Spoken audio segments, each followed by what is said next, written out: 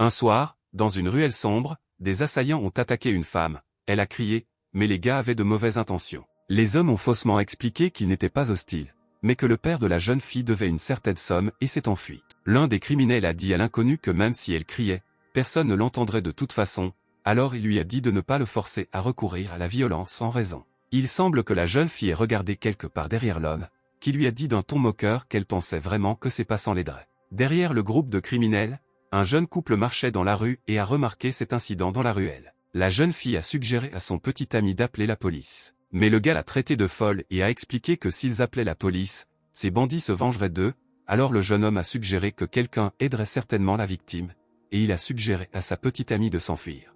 Ainsi, la jeune fille et les criminels se sont retrouvés à nouveau seuls dans la ruelle.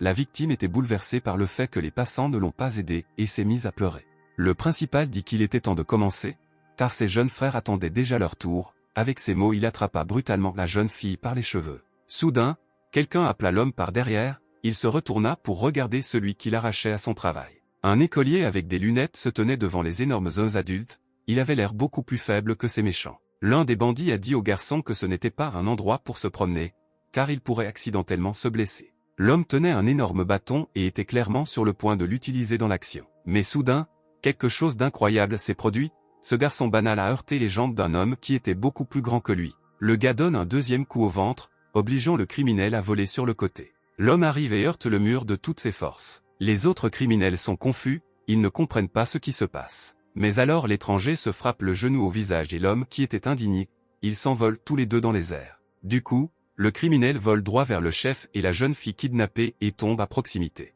Le principal méchant a décidé de s'enfuir sans même avoir le temps de remettre son pantalon. La victime, les larmes aux yeux, a remercié le gars de l'avoir sauvé. Mais l'étranger ne parut pas la remarquer, avec un sourire fou sur le visage, il se précipita devant la jeune fille, comme si elle n'était pas allongée là. Le jeune homme disparut dans la ruelle, il voulait rattraper le méchant évadé. Pendant ce temps, l'homme se demandait pourquoi il fuyait le lycéen en premier lieu. Mais le garçon a rapidement rattrapé l'agresseur, l'homme n'a pas compris ce qui n'allait pas chez le lycéen. Le méchant ne comprenait pas pourquoi l'étranger le poursuivait, car il avait déjà sauvé cette fille. Lorsque le méchant s'est retourné pour vérifier la situation, juste derrière lui se trouvait le visage fou d'un écolier qui a failli l'attraper avec sa main. L'homme a ordonné d'ouvrir la porte et rapidement, un mur d'entrée est apparu devant le méchant et son poursuivant. Le camarade du bandit devant lui a demandé ce qui se passait. Le criminel a crié à son camarade d'appeler rapidement tout le monde. Sur ces mots, il franchit en courant les portes de sa base. Le garçon qui poursuivait l'homme s'est arrêté juste devant la porte et a regardé à l'intérieur, il y avait beaucoup de voyous armés dans la pièce. Le jeune homme entra et ôta ses lunettes. L'un des méchants a demandé à l'autre où se trouvait le gars qu'il fuyait. L'homme était gêné par le sang-froid absolu du poursuivant, qui ôta ses lunettes. À ce moment précis, le visage du lycéen est devenu terriblement effrayant. Le gars a dit que c'était incroyable. Pendant ce temps, le patron de ces méchants s'est assis calmement dans son bureau et a déclaré que le garçon avait fini et a demandé à ses subordonnés de l'amener à son bureau. Mais avant que l'homme n'ait eu le temps de finir de parler, au même moment, la porte de son bureau fut arrachée de ses gonds d'un coup puissant. Un lycéen inconnu se tenait sur le seuil du bureau du méchant principal. Il était couvert du sang de quelqu'un d'autre, ses vêtements étaient effilochés à cause de la bataille. Tous les ennemis qui ont rencontré le gars sur le seuil ont été vaincus et sont simplement restés par terre. Le jeune homme entra avec confiance dans le bureau du chef, se dirigeant vers le patron confus. Et lui, pendant ce temps, était assis sur une chaise, complètement perplexe et ne comprenait pas ce qui se passait. Le méchant a demandé au lycéen pourquoi il continuait à le poursuivre. Le jeune homme posa brusquement son pied sur le bureau du patron, faisant presque tomber l'homme de sa chaise. Le gars avec un sourire diabolique a montré la marque sur le bout de sa chaussure et a dit à l'ennemi qu'il avait marché sur son pied. Après ces mots, le lycéen a sauté par-dessus la table et s'est envolé droit sur le chef des bandits, qui lui a crié d'arrêter. Un instant plus tard, la semelle de la chaussure du poursuivant inconnu était presque à côté du visage de l'homme. Il remarqua que les marques sur le bout de sa chaussure provenaient de ses propres chaussures. Au même instant, la fenêtre de ce bureau s'envola, brisée en morceaux. Après cet incident, l'étudiant a expliqué pourquoi il avait fait cela. Il y a un an, il n'était pas comme ça, pourquoi est-il allé si loin? Les événements remontent à il y a un an à l'école. Un jeune homme était assis avec un ami et discutait de quelque chose ensemble. La jeune fille a déclaré qu'il s'agissait du même projet commun du gouvernement et des grandes entreprises pour mettre fin au harcèlement dans les écoles. Le gars tenait une feuille de papier sur laquelle il était écrit en gros titres qu'il s'agissait du plus grand tournoi d'arts martiaux mixtes entre adolescents. Le jeune homme a demandé à son ami si elle plaisantait. Le lycéen ne pouvait pas croire que le fonds du prix s'élève à 500 millions, Au lieu de la suppression attendue, les organisateurs les encouragent plutôt, et l'effet inverse est possible. L'ami d'Hilary a suggéré d'y réfléchir, car il est interdit à ceux qui participeront à ce tournoi de se battre ailleurs que sur le ring, ce sont les règles. La jeune fille a ajouté l'hypothèse qu'il pourrait vouloir participer à ce tournoi. Hillary a dit que peut-être, mais qui aurait pensé qu'ils alloueraient 10 millions à une si petite région? Pourquoi cette société dépenserait-elle autant d'argent? La jeune fille fit brusquement signe de la main à ce raisonnement et exprima son opinion que si les filles y étaient autorisées, elle tenterait sa chance. Le gars a dit à Sandy qu'il comprenait ses sentiments, mais lui a suggéré de commencer à exprimer sa féminité au lieu d'être cruel. Mélanie s'est mis en colère contre cela et a suggéré qu'Hilary reçoive d'elle un coup peu féminin, ce qui a rendu le jeune homme quelque peu confus. Soudain, deux amis entendirent le bavardage de quelqu'un d'autre à proximité et remarquèrent une foule de gens juste devant eux. Sandy a remarqué qu'il semblait que la partie masculine n'était pas du tout intéressée par ce tournoi. Hillary ne comprenait pas ce qui se passait sous leurs yeux. La fille a demandé au gars s'il suivait l'actualité, car elle lui a dit d'établir un chat pour communiquer afin d'être au courant de cette grande nouvelle, et le jeune homme voulait juste savoir ce qui se passait. Soudain, une très belle fille Holly est apparue dans la foule, la propriétaire d'une beauté elfique qui avait récemment été transférée dans cette école. Sandy a dit à son amie qu'elle ne pouvait pas croire qu'Hillary n'avait pas entendu parler d'elle. Après tout, une bande de coureurs de jupons de leur école a essayé de la draguer, mais personne n'a réussi, elle a simplement rejeté tout le monde. Sandy a remarqué que la nouvelle fille était très impolie et directe, et tout récemment, elle a dit quelque chose de provocateur aux bandits. Holly leur a dit de se perdre. La fille transférée n'avait peur de rien du tout, et Sandy a déclaré qu'elle croyait que la nouvelle fille lui ressemblait de cette façon, tandis que le regard d'Hillary était complètement rivé sur la charmante personne. Un ami a remarqué que le gars a maintenant un visage d'idiot, car pour une fille comme Holly, ils ne sont rien d'autre qu'un simple arrière-plan. Soudain, l'imprévisible s'est produit, la nouvelle fille s'est approchée du banc sur lequel Hillary et Sandy étaient assises. Les deux amis ne comprirent pas ce qui s'était passé depuis un certain temps et regardèrent simplement la jeune fille en silence. Holly les regardait également, elle était littéralement à un demi-mètre des deux, et Hillary et Sandy réalisaient seulement maintenant ce qui s'était passé. Le jeune homme s'est excusé sous le choc et s'est immédiatement demandé pourquoi il avait fait cela. Dans son esprit, le gars ne comprenait pas pourquoi il ne pouvait pas dire un mot normalement. Mais Holly a simplement tendu la main à Hillary pour la saluer. Après quoi la jeune fille avec un sourire amical a ajouté qu'elle pensait que le gars était entré dans cette école et lui a demandé de prendre soin d'elle. Hillary a serré la main de sa nouvelle connaissance, cela s'est produit automatiquement. Car le gars ne s'était pas encore remis du choc qu'il avait reçu, Sandy n'était pas moins sous le choc. Ce fut la fin de la vie ordinaire d'Hillary, car à partir de ce moment-là, la vie du gars s'est transformée en enfer. Cette poignée de main a été vue par l'un des hooligans locaux. Un jour, Hillary s'est assise tranquillement et a déjeuné calmement. Un camarade de classe s'est approché du gars et lui a demandé une faveur. Le garçon a expliqué qu'il achetait habituellement de la nourriture pour les enfants qui ne pouvaient pas l'obtenir eux-mêmes. Mais un camarade de classe a expliqué qu'il avait désormais des problèmes à la jambe. Le gars s'est présenté comme étant Tony et a demandé si Hillary le connaissait, mais il a répondu qu'il ne le savait pas car il n'était entré que récemment dans cette école. Tony était content de ne pas le connaître. Cela a alerté Hillary et la nouvelle connaissance a tendu au gars un morceau de papier. Tony a expliqué qu'il avait apporté de la nourriture pour ces gars, mais que maintenant, à cause de sa jambe, il ne peut pas le faire et a demandé au jeune homme de lui fournir ce service pour une seule journée. Hillary a regardé le contenu de la feuille, mais sa nouvelle connaissance a immédiatement fait une grimace triste et a déclaré que cela causait trop de problèmes. Mais le gars a eu pitié de Tony et a accepté de l'aider. Le gars avec la béquille a immédiatement retrouvé son air souriant et a remercié le nouveau venu pour son aide.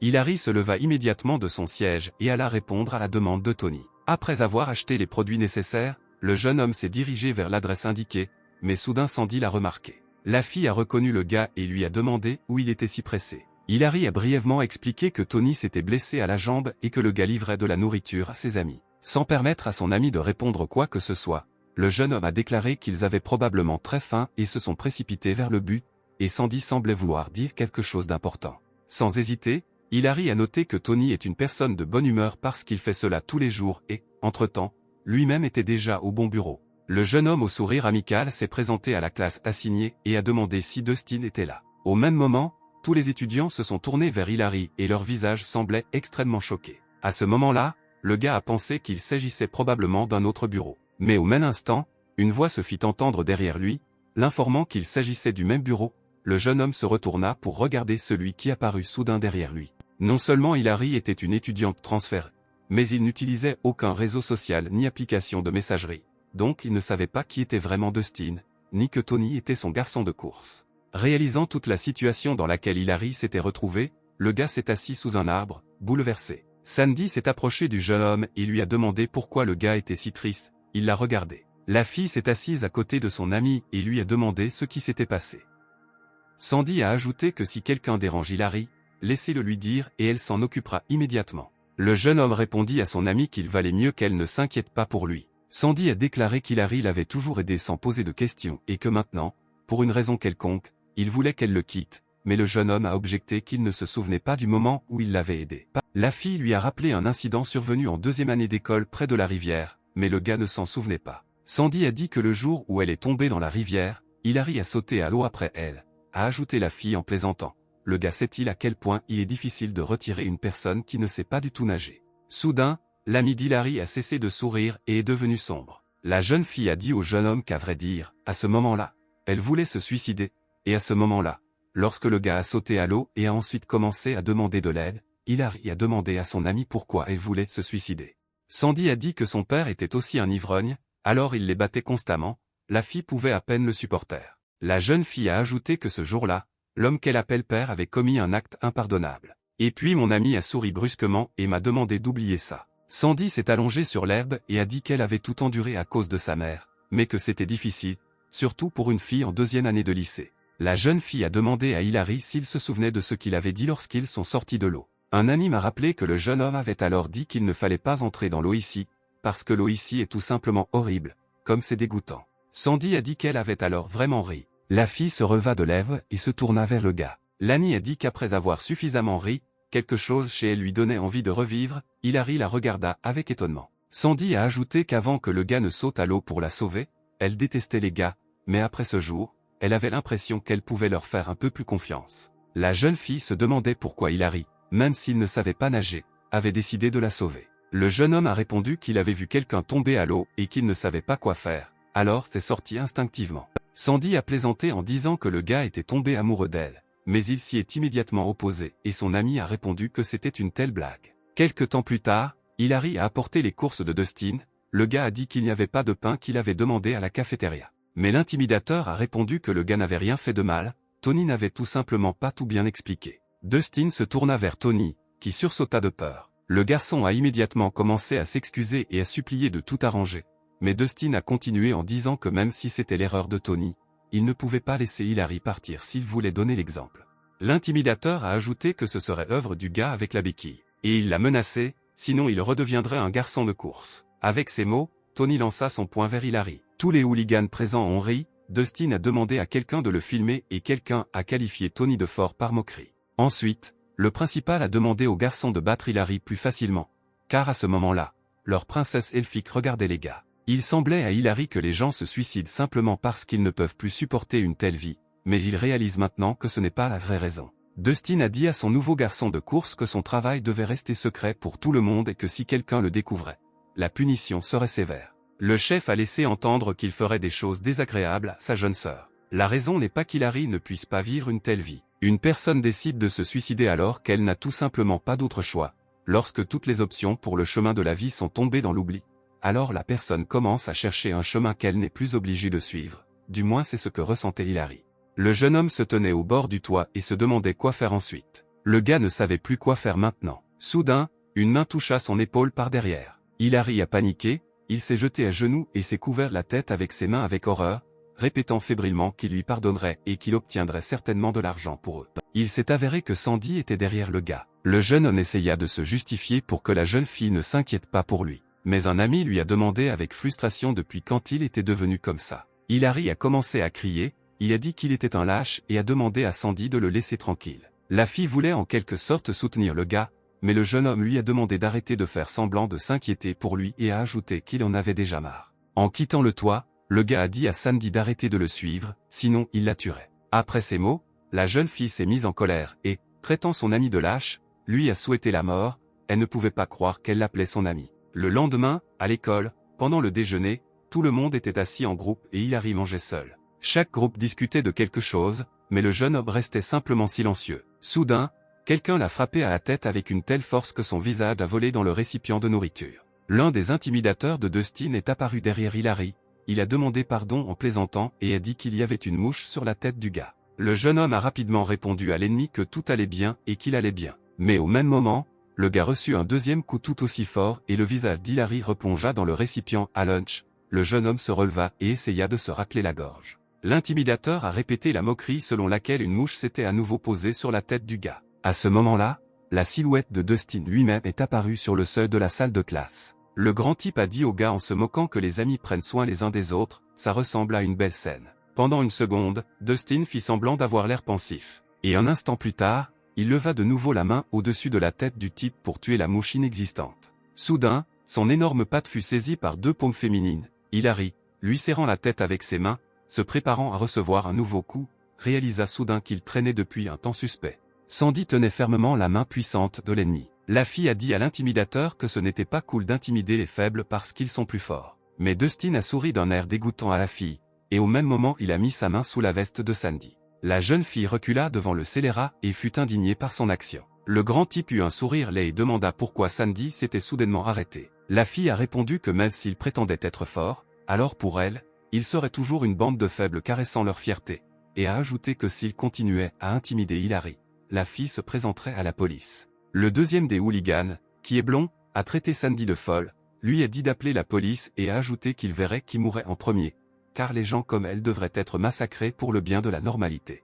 L'ennemi a balancé sa main vers Sandy, sur le point de frapper, quand soudain Dustin l'a arrêté. Le principal a dit d'arrêter, car cela ne devrait pas arriver entre amis, mais le blond s'est indigné et a demandé pourquoi. Dustin, avec son sourire constant, répondit que les cours étaient déjà terminés. Tous les étudiants ont commencé à rentrer chez eux. Le blond a demandé au patron pourquoi il venait de quitter cette fille. Dustin a posé une question à son camarade, n'a-t-il pas faim? Il ne l'a pas très bien compris. Le chef a expliqué qu'il avait soudainement faim et qu'il avait besoin de quelque chose de plus excitant. Le sourire sur son visage est passé d'un sourire maléfique à un sourire monstrueux. Pendant ce temps, Hilary et Sandy se dirigeaient vers leur domicile à pied. Le gars a dit à la fille qui lui avait déjà demandé de ne pas le suivre, d'arrêter de s'inquiéter pour lui et de rentrer chez elle. Mais son ami lui a dit qu'elle devrait s'inquiéter pour lui. Et elle a expliqué, parce que le jour où Hilary l'a sauvé dans cette rivière, c'était le jour où son père a commencé à l'abuser sexuellement. À cette phrase, Hilary cessa d'avancer vers la maison et s'arrêta. La jeune fille a ajouté que tout à coup,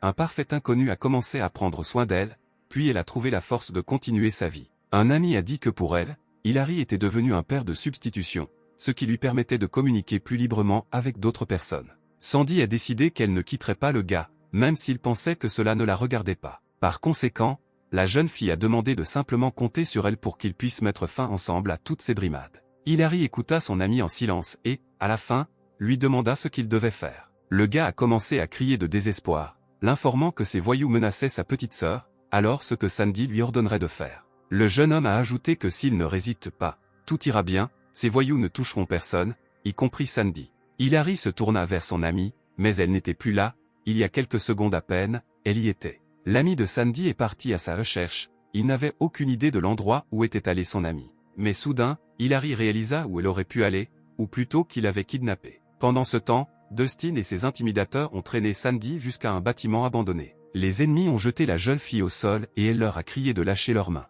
Mais Dustin sourit à nouveau de son sourire dégoûtant et dit à la fille de ne pas penser qu'il la laisserait tranquille. Le chef a ordonné à ses camarades de saisir la jeune fille par les bras et les jambes. Sandy a essayé de résister et a crié au gars de s'arrêter et de la laisser partir.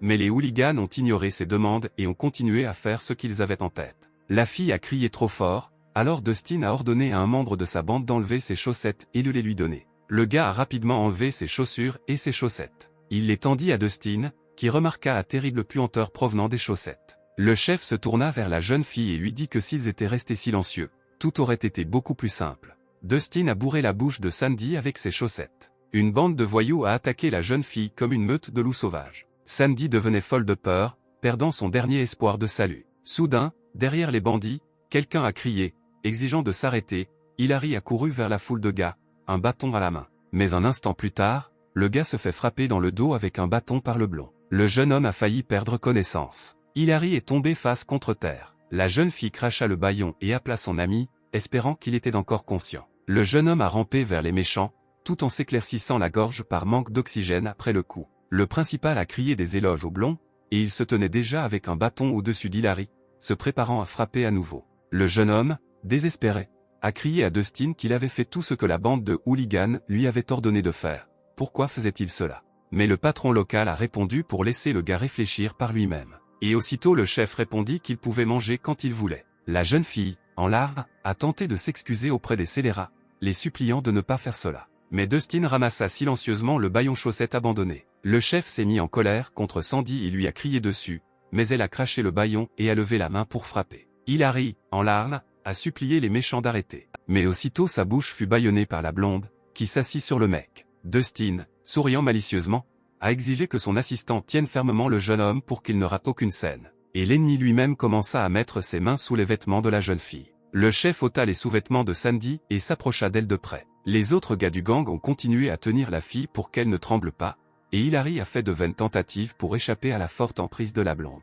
Sandy regarda son ami avec des yeux pleins de larmes et de douleur. À l'intérieur d'Hilary, tout s'est brisé à un moment donné et s'est brisé en petits fragments, parce que son proche venait d'être blessé. Il existe de nombreuses raisons pour lesquelles vous pourriez être victime d'intimidation, comme le manque de compétences sociales. Ils peuvent également être victimes d'intimidation parce qu'ils sont différents des autres. Ils se moquent également des personnes ayant une position dans la vie différente de celle de la majorité. Il y a des gens qui ont tout et d'autres n'ont rien, mais entre les deux, il y aura toujours un groupe qui se fera intimider par d'autres, mais en ce qui concerne la situation d'Hilary, ce type n'était qu'un idiot. Le gars pensait qu'il voulait devenir fort, mais même s'il le voulait, il n'avait pas une telle opportunité, car il ne savait même pas se battre, et sa seule idée était de rejoindre un club avec une sorte de lutte. Mais dans tous les clubs, le jeune homme a été refusé pour diverses raisons, le plus souvent parce que la sélection des intéressés était déjà terminée. En fait, les entraîneurs ont refusé le gars parce que les étudiants avaient promis d'arrêter les cours si Hilary rejoignait le club, mais en réalité il y avait peu d'étudiants dans les clubs. Le jeune homme avait l'impression de s'être transformé en insecte. Hilary pensait que quelqu'un comme lui n'était capable de rien. De retour chez lui, le gars a remarqué une sorte de confrontation entre des gens dans une ruelle sombre. Deux hommes ont tenté de voler un portefeuille à un ivrogne. Le deuxième homme lui a conseillé de frapper le vieil homme.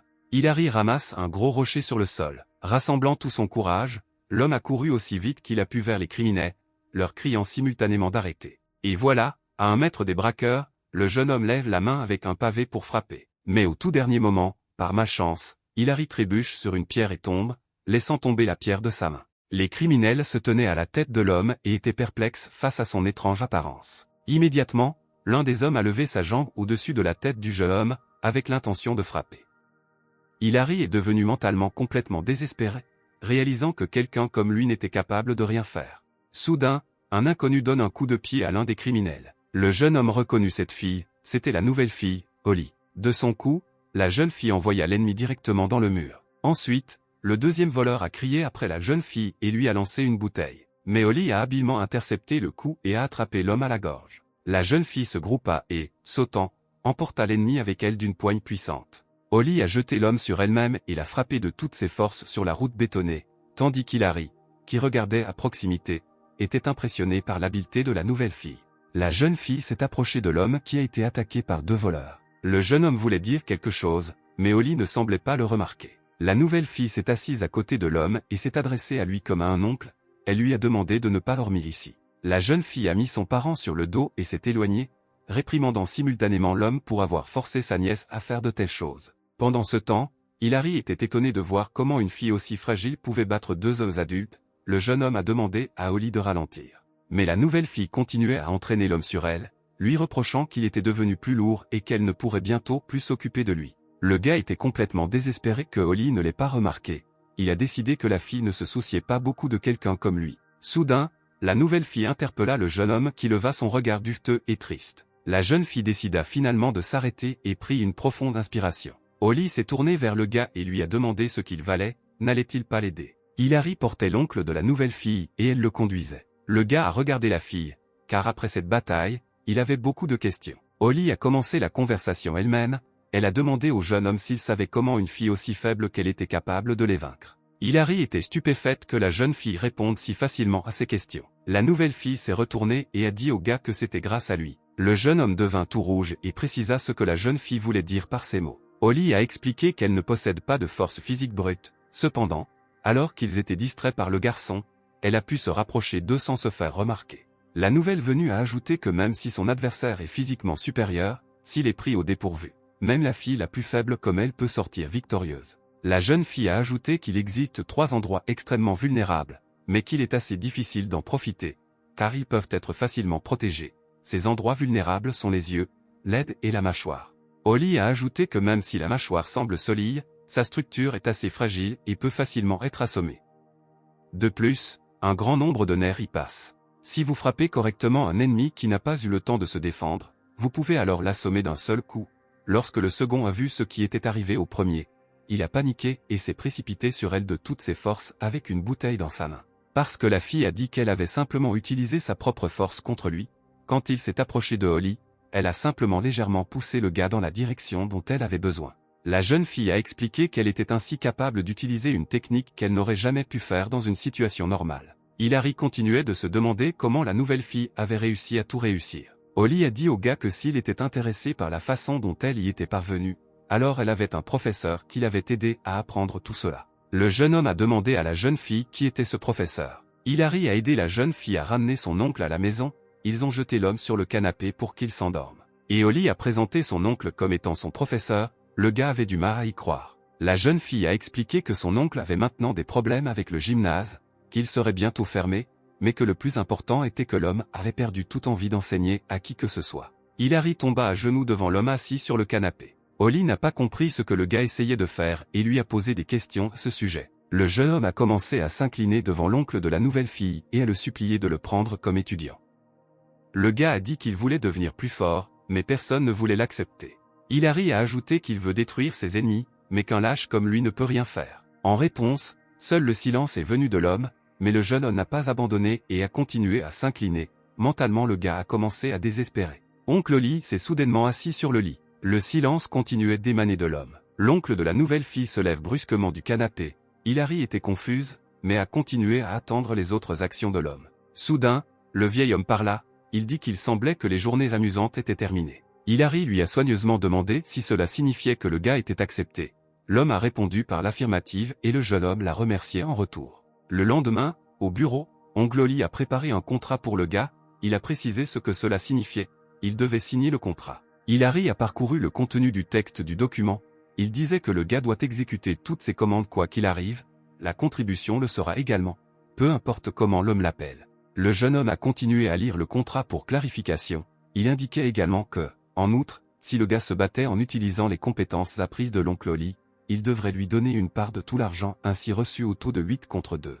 Le gars a demandé à l'homme d'expliquer ce point, et l'oncle de Holly a répondu que, bien sûr, c'était lui qui avait 8 ans. Hilary a essayé de résister pendant une seconde, mais l'homme lui a dit que s'il ne le voulait pas, il pouvait simplement partir d'ici. Le jeune homme pensait qu'il n'allait pas se battre pour l'argent de toute façon, donc cela ne servait à rien de tout abandonner à cause de ce point, il lui suffisait de devenir plus fort. Le gars a tout compris par lui-même et a décidé, il a précisé ou signé. L'homme eut un large sourire. Hilary a remis le document à oncle Holly. Il arracha très brusquement la feuille de papier des mains du garçon. Le vieil homme a sorti son téléphone et a demandé à l'interlocuteur s'il avait tout entendu. L'homme a dit à l'homme avec qui il parlait au téléphone qu'il lui avait trouvé un gars qu'il pouvait utiliser autant qu'il le souhaitait. Hilary sentait que quelque chose n'allait pas et oncle Holly parlait au téléphone avec un inconnu d'autre chose. Le gars s'est rendu compte que les techniques qu'il pouvait apprendre étaient des techniques d'autodéfense pour les femmes. Le jeune homme a essayé de demander au vieil homme si l'homme mentionné dans la conversation téléphonique était Hilary. Le vieil homme a ordonné au jeune homme d'enlever ses lunettes, il ne comprenait pas pourquoi,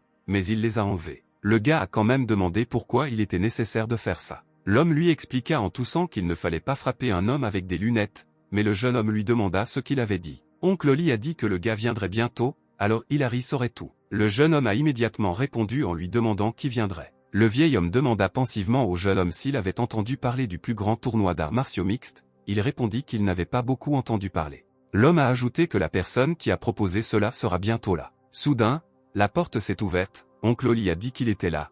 Hilary s'est tourné vers la porte pour regarder l'étranger, et il a immédiatement précisé au gars que c'était lui. Le jeune homme était plongé dans la perplexité, il répéta la question de l'étranger. Le président de la société se tenait à la fenêtre et se demandait ce que faisait Larry. L'homme en costume classique a répondu qu'après l'annonce officielle du tournoi, Larry avait arrêté de se battre à l'école. L'homme en costume classique a suggéré que l'idée du président était efficace. Le vieil homme s'est demandé et a demandé le point de vue de son subordonné pourquoi il pensait que ce coquin Larry était toujours à la recherche d'adversaires forts. L'homme en costume classique a répondu au président, s'il lui permet d'exprimer ses pensées, Alors il estime que le jeune maître essaie de trouver sa place parmi l'élite en utilisant son talent dans les combats. L'homme a ajouté qu'il y avait aussi le divorce du président et a immédiatement ajouté qu'il était vraiment désolé. Le président a immédiatement rassuré le subordonné et lui a dit qu'il croyait également qu'après le divorce de son fils, son petit-fils essayait ainsi de tout oublier. Le vieil homme a demandé à l'homme en costume classique noir s'il avait trouvé quelqu'un qui pourrait être son adversaire. Car dernièrement, il cherchait constamment quelqu'un avec qui se battre, car son subordonné ne trouvait personne.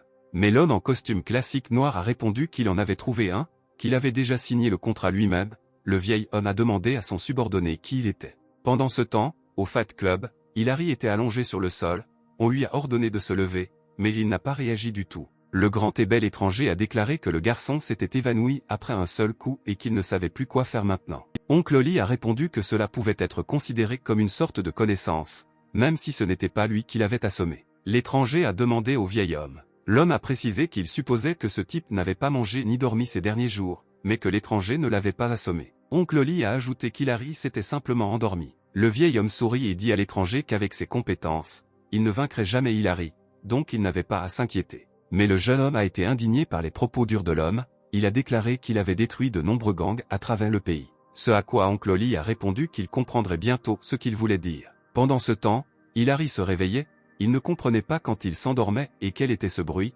il avait l'impression qu'à cause de ce bruit il se sentait plein le ventre. Puis le gars a réalisé que c'était le bruit de son repas. Le jeune homme ne comprenait pas depuis quand il mangeait ça. À côté d'Hilary, il y avait de nombreux paquets de nourriture, le gars était perplexe en réalisant qu'il les mangeait seul. Soudain, cet inconnu est apparu devant le gars. Le jeune homme a demandé à Hilary s'il s'était réveillé et s'est indigné qu'il soit très ennuyeux pour lui de nourrir un homme endormi, mais le garçon a demandé pourquoi il le nourrissait. Le jeune homme a ajouté qu'il ne pouvait rien voir sans lunettes, il a demandé qui était ce jeune homme. Soudain, les yeux d'Hilary s'écarquillèrent en regardant l'étranger. Le gars a sauté sur l'étranger, mais il était perplexe quant à la raison pour laquelle le jeune homme avait soudainement réagi ainsi. Le garçon a demandé à l'homme de grande taille de s'arrêter et de ne pas le frapper. Mais l'inconnu a répondu qu'il n'avait aucune intention de faire quoi que ce soit. Le grand type se demandait comment Hilary savait qu'il allait lui donner un coup de pied, puisque le gars ne voit pas bien, mais il l'a quand même remarqué. Soudain, Oncle Oli a déclaré que c'était précisément la raison pour laquelle le garçon avait des problèmes de vision.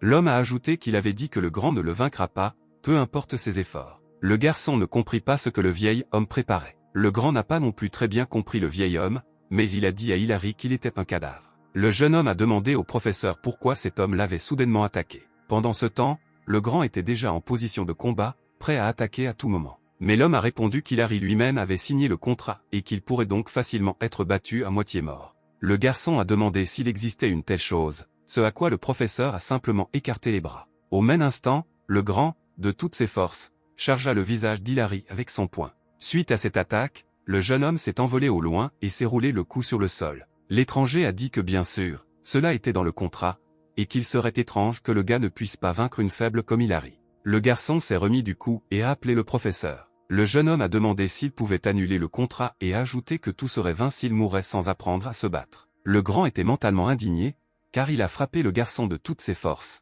et Hilary a alors eu la force de se lever. Le jeune homme lève donc le poing pour frapper à nouveau. Le garçon n'a pas pu esquiver l'attaque, alors il a de nouveau reçu un coup puissant du grand. Le jeune homme a dit à Hilary qu'il y avait plus à venir et a attaqué le gars d'en haut avec un coup de pied. Le coup est tombé directement à l'arrière de la tête du garçon. Hilary a été projeté au sol avec toute la force de ses attaques rapides et puissantes. Le jeune homme, légèrement essoufflé, se tenait au-dessus du jeune homme vaincu et le suivait des yeux. Le grand réalisa qu'il ne ressentait pas le coup lui-même, car chacun avait définitivement atteint son objectif. Hilary a sauté du sol et a recommencé à supplier son professeur d'annuler le contrat. Mais maintenant la menace de s'adresser à la police s'est ajoutée à la demande.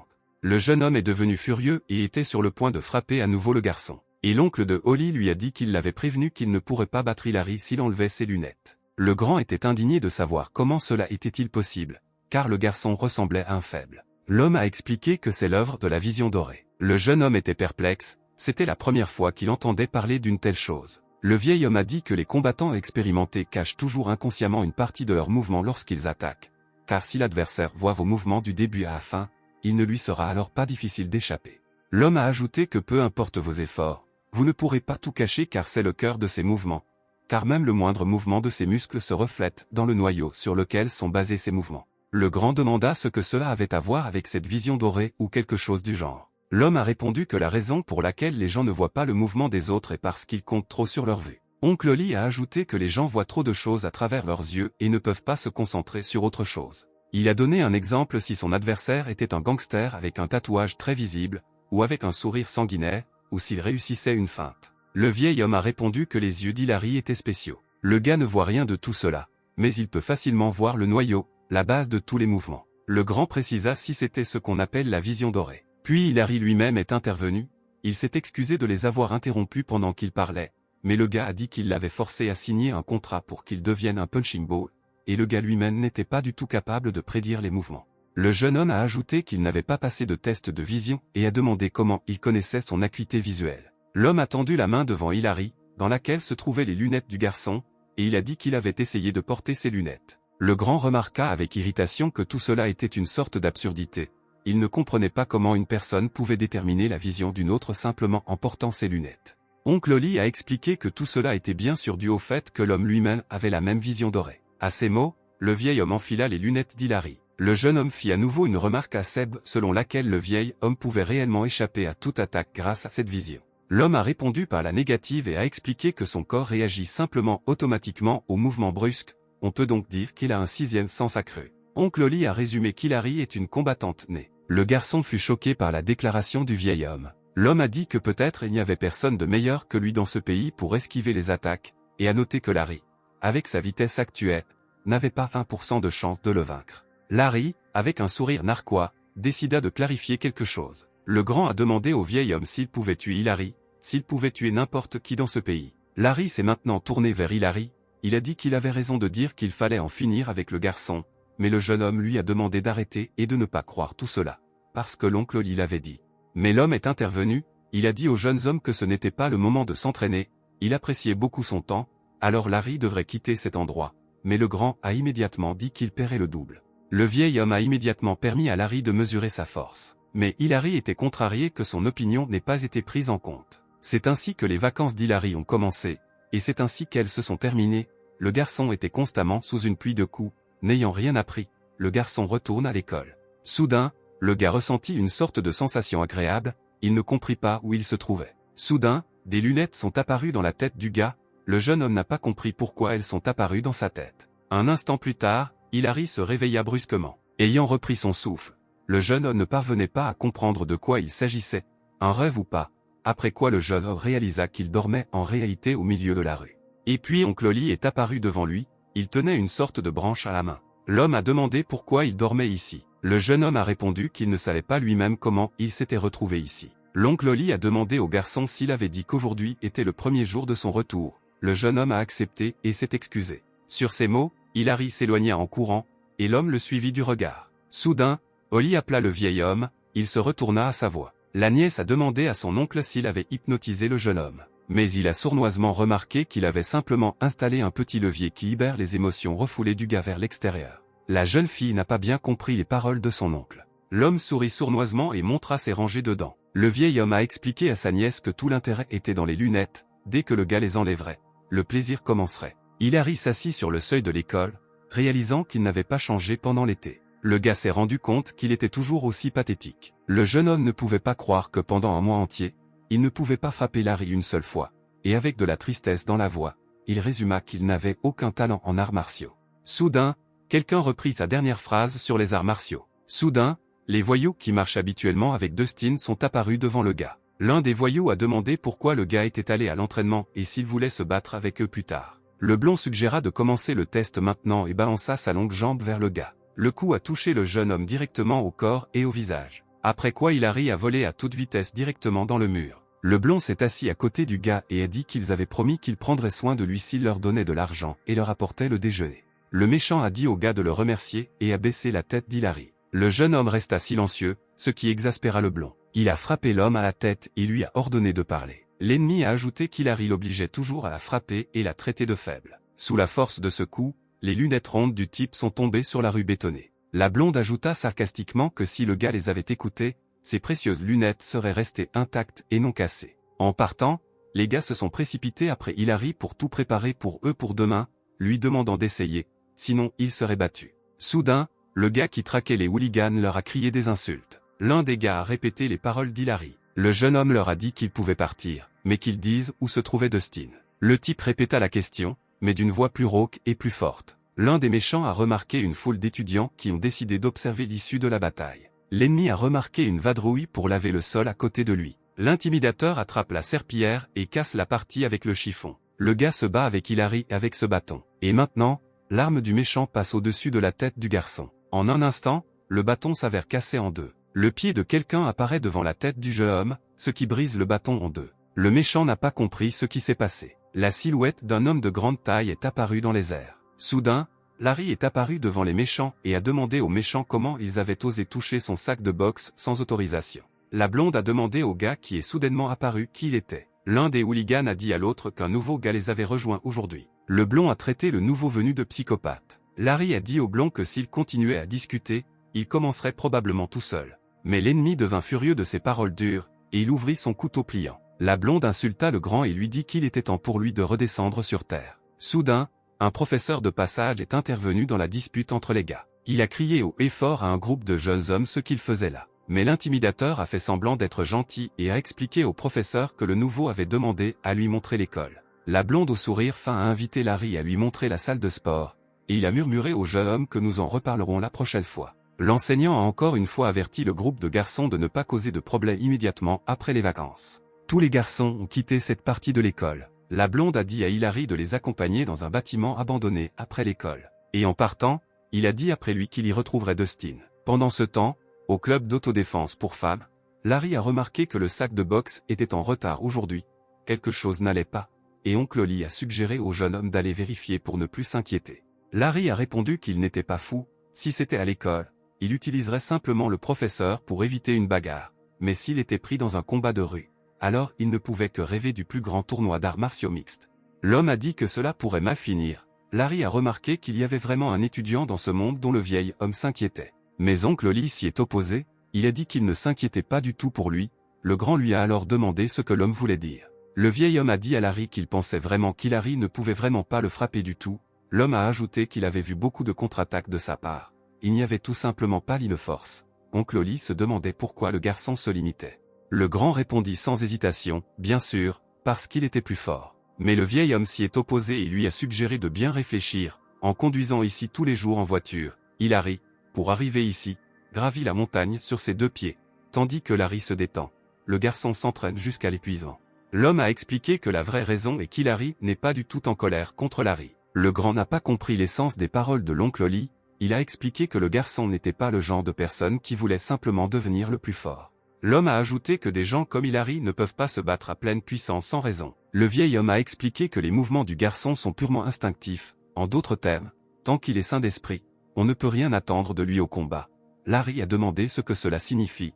Est-ce qu'oncle Oli veut dire que si le garçon est en colère, il deviendra soudainement plus fort? L'homme répond que ce n'est pas tout à fait vrai. Bien sûr, leur niveau d'entraînement est encore très différent.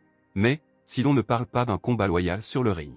Autrement dit, il y a beaucoup de choses qui peuvent remplacer un point, donc le vieil homme ne sait pas comment tout cela va se terminer. Oncle Oli a expliqué qu'il pensait que ces deux bandits pourraient bien rencontrer leur créateur aujourd'hui, car ils ont beaucoup de bandits dans la ville. L'homme était vraiment inquiet pour les pauvres victimes qui attireraient son attention.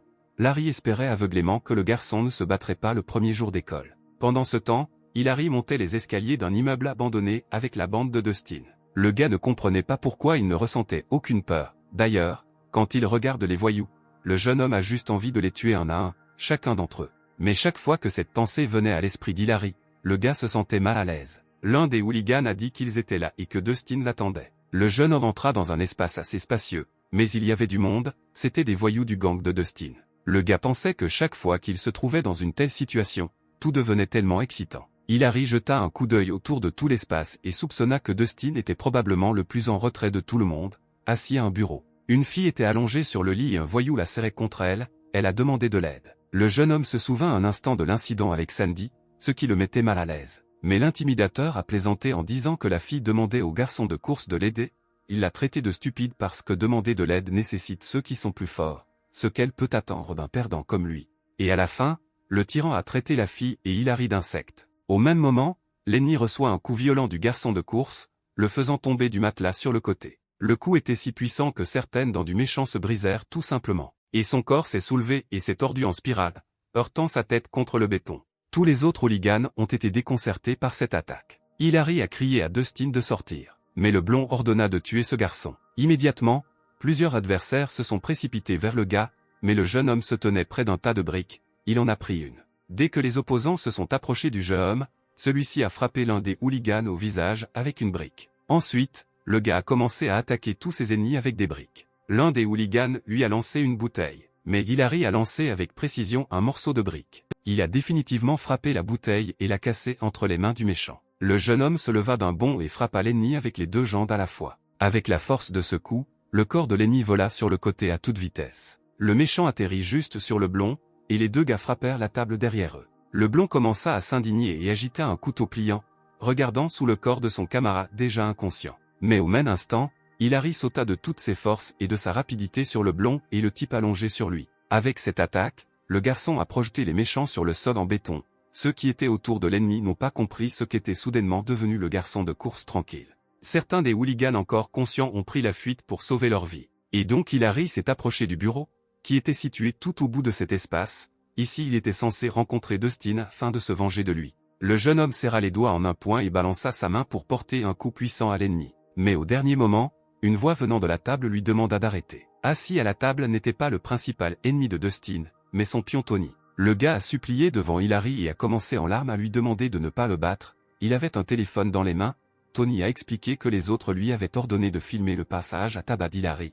Alors il a simplement fait ce qu'on lui a dit et a demandé de ne pas le battre. Mais le gars a crié et s'est jeté sur Tony. Cependant, l'attaque tomba sur le bord de la table presque devant le nez même du pion de Tony, qui mourait déjà presque de peur. Hilary se demanda où était alors Dustin, mais soudain il remarqua le blond, qui avait repris ses esprits. Le jeune homme devint méfiant, se préparant à l'action à tout moment. Le gars a demandé au blond où était Dustin, mais l'intimidateur a marmonné qu'il ne savait pas. Hilary a ramassé presque une brique entière sur le sol. Le gars a de nouveau demandé au blond où était Dustin, mais le blond a répondu qu'il ne savait pas et a ajouté qu'il avait abandonné l'école. Le jeune homme a demandé pour la troisième fois où se trouvait Dustin, et cette fois il a balancé la brique de toutes ses forces. Mais à ce moment-là, Larry apparaît et fait tomber la brique des mains du gars. Le grand dit à son punching ball de se calmer. Mais Hilary lui a crié que s'il intervenait, il mourrait aussi. Larry assomme silencieusement le jeune homme. Il vole au du sol et vole quelque part dans le mur. Le grand plaque Hilary contre le mur avec son pied. Cette fois,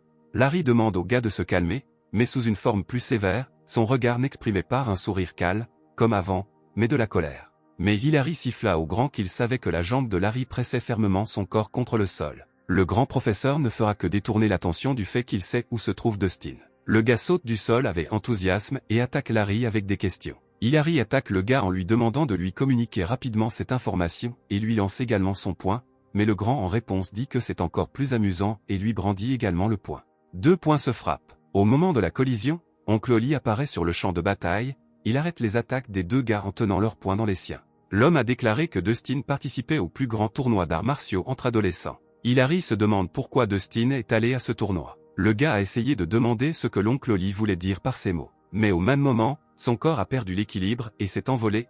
L'homme a réussi à attraper le corps du gars. Larry s'est approché d'eux et leur a demandé si son sac à fouetter était vivant. Le vieil homme lui a dit de ne pas s'inquiéter. Le gars était juste en colère depuis trop longtemps. L'homme a ajouté avec un sourire que c'est pour cela que le gars s'est endormi de fatigue. Après quoi, les gars sont restés là pendant un moment et ont quitté le bâtiment abandonné. L'oncle le Oli a dit à sa nièce que le garçon dormait vraiment beaucoup. La nouvelle fille était heureuse que tout allait bien pour le jeune homme. L'homme a dit à la jeune fille que l'hôpital avait déclaré qu'il allait bien, alors il a demandé à sa nièce de ne pas s'inquiéter. Après quoi, oncle Oli a demandé aux parents pourquoi elle était si intéressée par ce type, mais la jeune fille est restée silencieuse. L'homme a ajouté que tout cela était même un peu étrange. Elle s'est même rapprochée pour aller dans la même école que lui. Le vieil homme a rappelé que, si sa mémoire est bonne, alors à ses yeux, tous les gars n'étaient que des créatures pitoyables qui ne prêtaient attention qu'à l'apparence, et a demandé ce qui s'était passé. La fille a répondu que son opinion n'avait pas beaucoup changé. La nièce a dit à son oncle qu'elle avait vu Hilary pour la première fois sous le pont, puis qu'elle était en deuxième année du lycée et qu'elle se dirigeait vers son oncle. C'était le lendemain d'un orage, donc le courant était très fort, puis juste sous ses yeux, la jeune fille est tombée à l'eau. Holly ne pouvait rien faire car elle était sur le pont. Elle essayait toujours d'attirer l'attention des autres pour qu'ils appellent le 911. Mais à ce moment-là, une personne a sauté immédiatement après cette fille. Puis Holly s'est rendu compte que le gars ne savait même pas nager. Et pourtant, sans hésitation, il a sauté après elle. C'est ainsi qu'Hilary a attiré son attention. La jeune fille pensait qu'il était peut-être différent des autres hommes. L'oncle, en réponse à l'histoire qu'il a entendue, a déclaré qu'il semble que ce ne soit pas la première fois que le gars agit en se fiant uniquement à son instinct. L'homme a ajouté qu'ils avaient encore un problème, il voulait l'envoyer à un tournoi d'arts martiaux mixtes pour qu'il puisse gagner de l'argent pour lui. Mais comme sa nièce s'intéresse à ce jeune homme, il ne peut pas l'utiliser à sa guise. Mais Holly rougit légèrement et dit que tout n'allait pas, que le jeune homme avait juste attiré son attention et c'est tout. Le vieil homme a dit qu'il ferait juste semblant de ne rien savoir, en réponse la jeune fille a soupiré. Oncle Holly a dit que cette question mise à part, l'homme lui a dit que ce gars de Dustin avait décidé de participer à un tournoi d'arts martiaux mixtes pour adolescents, mais l'homme ne comprend pas pourquoi il est si obsédé par lui. Holly a dit à son oncle qu'elle ne connaissait pas tous les détails, mais l'ami proche d'Hilary avait récemment arrêté de venir à l'école, et à peu près au même moment, Dustin avait abandonné l'école et avait disparu. La jeune fille se demandait si la fille qu'Hilary avait alors sauvée était son amie proche. Un jour, une fille marchait dans la rue, elle portait un sac d'épicerie. La dame était perdue dans ses pensées. Quand soudain, elle est renversée de la route par un homme de grande taille. La dame tombe à terre et laisse tomber tout le contenu du sac, mais l'inconnu n'a même pas bougé. L'homme, d'une manière très grossière, a dit à la jeune fille de faire attention où elle allait. La dame a commencé à ramasser de la nourriture en silence et le passant n'a pas aimé que la jeune fille laisse ses paroles sans réponse. L'homme grossier attrape la jeune fille par le col de son manteau et commence à insulter la dame plus fort. L'homme a dit que ce passant commençait à l'énerver. L'homme était sur le point de lever la main pour frapper, soudain quelqu'un s'est approché de lui. L'inconnu a saisi la main de l'homme et l'a serré fermement. L'homme grossier a demandé quel genre d'homme y était. Le jeune homme a raconté au passant qu'il n'avait pas honte de se comporter ainsi avec une fille. Mais l'homme n'a même pas essayé d'admettre qu'il avait tort, le traitant de fou. Mais le jeune homme a répondu en tirant la main de l'homme grossier. Une bagarre a éclaté entre un homme et un garçon, la bagarre s'est déroulée sur un pied d'égalité. Mais après quelques instants, l'avantage dans le combat était déjà du côté du jeune homme, qui sans trop de difficulté tordit l'homme dans ses mains. Et quand il a lâché l'ennemi, il a roulé éperdument et s'est cogné le dos contre le mur. D'autres hommes ont couru vers le passant grossier et lui ont demandé de se réveiller. Les gars ont apparemment récupéré leur patron et sont partis, lançant diverses menaces après le grand gars. Le jeune homme s'est enquis du bien-être de la jeune fille et a immédiatement déclaré qu'il n'était pas nécessaire de le remercier. La dame rassembla silencieusement ses achats dans son sac. Le gars répondit à ses réticences et voulut aider la jeune fille à se relever. Mais, mécontente, elle rejeta sa main de son coude. La jeune fille dit sèchement au jeune homme de se perdre. Et elle se retourna lentement et s'éloigna. Le jeune homme a été choqué par cette situation. Pendant ce temps, Hilary s'est réveillée et lui a attrapé la tête, car ça lui faisait mal. Le jeune homme se demanda quand il avait réussi à mettre ses lunettes. Dès qu'il remit ses lunettes, tout ce qui se passait commença alors à ressembler à un rêve. Quand il ne pouvait pas voir clairement, il lui semblait que le monde entier était contre lui. Mais, à sa grande surprise, cela ne faisait que lui donner confiance en ses capacités. Et maintenant que le mec porte des lunettes, il se sent à nouveau nu. Mais une chose dont le jeune homme se souvient clairement, c'est le sentiment de soulagement lorsqu'il a vaincu ses bandits, comme si tous ses péchés et sa honte avaient été emportés par une vague. Après cela, il n'y avait qu'une seule pensée dans la tête du jeune homme, cette pensée qu'Hilary voulait à nouveau les détruire. C'est peut-être à ce moment-là qu'un désir incontrôlable est apparu chez le gars de battre ses racailles. Soudain, la porte de la chambre s'ouvrit. Holly se tenait sur la verrière, elle a demandé au gars s'il était réveillé, il a répondu oui. La nouvelle dit qu'il avait raison, quand le jeune homme porte ses lunettes, il devient beaucoup plus calme. Le gars ne comprenait pas très bien de quoi la fille parlait, mais Holly a dit que ce qu'elle voulait dire, c'est que les lunettes faisaient ressembler le gars à une personne différente. La jeune fille ajouta finalement que les autres étaient déjà arrivés et l'attendaient au premier étage. Le jeune homme suivit la nouvelle fille. Oncle Holly a commencé à expliquer l'essence du tournoi. L'homme a commencé par le tour de qualification du plus grand tournoi pour adolescents qui aura lieu ce mois-ci, de la plus grande ligue pour adolescents, etc. Mais de toute façon, l'important est qu'il n'accepte qu'une seule candidature par mois. Le vieil homme a donné l'exemple que seules 32 personnes d'un village pourront participer à cette ligue. Après le premier match préliminaire, en fonction de la victoire ou de la défaite, les juges commenceront à compter leurs points. Si les points reçus sont supérieurs à ceux des 32 autres, alors il pourra participer au tournoi. Mais plus important encore, Dustin participe déjà à ce tournoi. Oncle Holly a ajouté qu'ils ne savent rien d'autre que son nom, car les organisateurs du tournoi cachent soigneusement toutes les informations afin d'éviter toute représailles contre les participants. Mais Dustin a déjà atteint le titre de niveau 3, il est donc déjà dans la ligue, ce qui signifie qu'Hilary doit atteindre le titre de niveau 3 pour l'affronter. Le jeune homme a déclaré qu'il souhaitait également s'inscrire au tournoi. L'homme a dit que le gars ne devrait pas s'inquiéter, car il avait déjà inscrit le garçon pour participer au tournoi. Et le vieil homme a rappelé que 80% des bénéfices de ce tournoi vont à Oncle Holly. Mais la jeune fille était indignée par cette information. Le vieil homme a répondu à sa nièce que c'était la décision d'Hilary elle-même, il ne l'avait pas du tout forcée, ce à quoi la jeune fille a simplement soupiré. L'homme se tourna vers Larry parce qu'il était resté assis tranquillement pendant tout ce temps et ne posait aucune question, même si c'était son premier tournoi. Mais la grande pensait à un incident récent avec une fille, elle n'avait pas d'uniforme scolaire, le gars lui a suggéré d'étudier à l'université. Mais pourquoi elle ne l'aimait pas? C'était parce qu'il était lycéen.